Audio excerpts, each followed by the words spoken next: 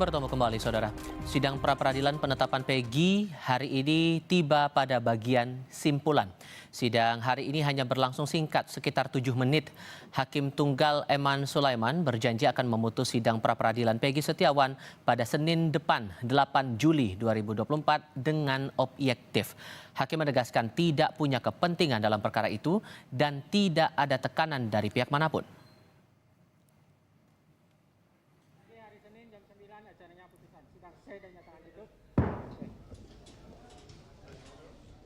Kepercayaan yang saudara berikan tidak akan saya hianati dari kedua belah pihak. Itu ya kunci. Sudah dari awal saya katakan saya tidak punya kepentingan dalam perkara ini. Saya akan memutus dengan objektif. Tidak ada yang namanya tekanan dari manapun, saya abaikan kalaupun ada. Saya akan objektif, saya akan memberikan putusan yang terbaik. Terbaik ini bukan terbaik untuk pemohon, bukan juga terbaik untuk termohon, tapi terbaik untuk Indonesia. Amin. Ya. Amin.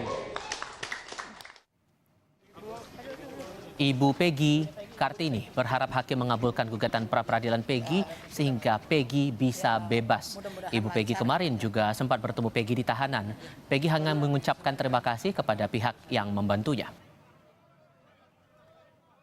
Ya, harapan saya sih semoga dikabulkan semua permohonan supaya Peggy cepat dibebaskan. Bu, tadi kan sempat jenguk Peggy, Bu, gimana kondisi Peggy? Ya alhamdulillah Peggy sekarang agak kurus cuman ya lumayan sekarang sehat, dia bersemangat ya. Kemarin apa yang dibicarakan dengan Peggy? Ya biasa hanya memberi support biar Peggy kuat, gitu aja. Ada yang disampaikan Peggy kepada Ibu kemarin? Ya Peggy cuman mengucapkan terima kasih. Di lain pihak, tim hukum Polda Jawa Barat menolak dalil gugatan sidang pra-peradilan Peggy Setiawan selaku pemohon. Penetapan tersangka Peggy sudah sah menurut hukum dan telah melewati gelar perkara.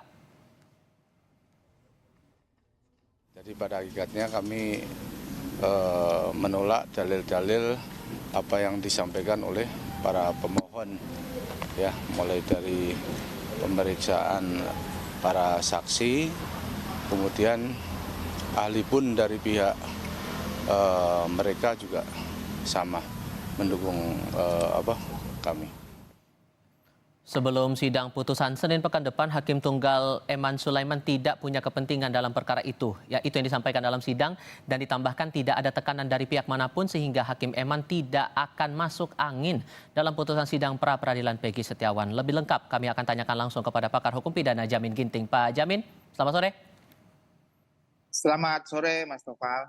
Sampai ditegaskan oleh hakim bahwa ia tidak punya kepentingan apapun, tidak ada tekanan dari pihak manapun dalam saat menutup sidang. Anda menangkap ini maksudnya karena ini lagi jadi sorotan publik atau ada hal lain di sini? Ya tentu dia harus independen, dia tidak boleh imparsial, memihak salah satu pihak. Baik itu ada tekanan dari manapun, apakah dari kepolisian yang dalam hal ini pasti mempunyai kepentingan karena mereka yang termohon, ataukah dari pihak keluarga ya yang dijadikan tersangka Peggy Setiawan maupun dari manapun ya. Jadi dia tetap konsisten sesuai dengan tugas dan fungsinya sebagai hakim yang independen gitu. Jadi benar apa yang dikatakan itu harus begitu.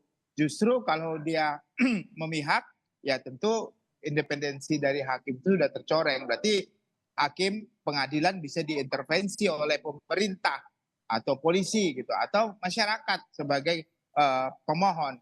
Nah, ini hal-hal yang lumrah lah ya yang kita dengar ini, itulah pernyataannya. Walaupun nanti di belakang kita nggak tahu gimana intervensi ada dari pemerintah atau apa, kita nggak tahu kan. Kadang-kadang ada aja tiba-tiba ditelepon terakhir sebelum ini kan, bisa jadi seperti itu. Tapi walaupun ada telepon ada apa, dia tetap aja harus konsisten gitu. Jangan takut gitu karena hakim kan itu harus konsisten gitu. Tapi kalau melihat dari proses pembacaan dalil dari kedua belah pihak, menghadirkan saksi dan ahli masing-masing, sejauh mana kemungkinan Anda menangkap proyeksi dari putusan hakim ini ke depan? Kalau saya ditanya,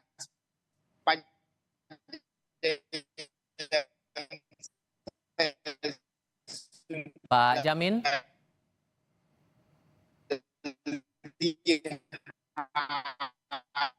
Oke, kami coba perbaiki dulu komunikasi kami dengan Jamin Ginting, ahli hukum pidana.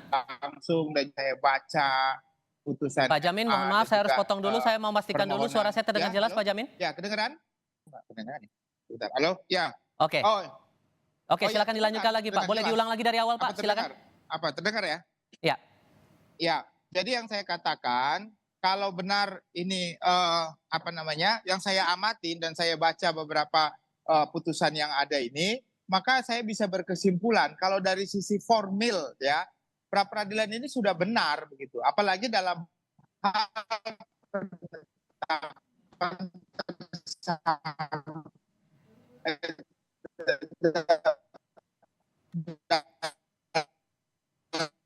dalam hal penyitaan ya, bermasalah yang masih diperdebatkan, penetapan tersangka itu harus terlebih dahulu diperiksa sebagai saksi, baru boleh ditetapkan sebagai tersangka. Oke. Dengan 2 alat bukti ya, bukan bukti yang cukup. Ada perbedaan norma antara bukti yang cukup dengan alat bukti.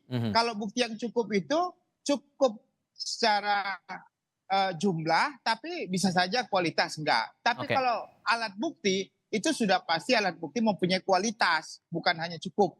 Ya, karena diatur dalam 184 klasifikasi alat bukti itu kualitas ya, bukan jumlah begitu.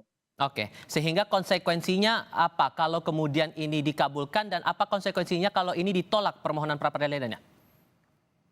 Ya, kalau dia dikabulkan berarti penetapan terhadap tersangka ini tidak sah.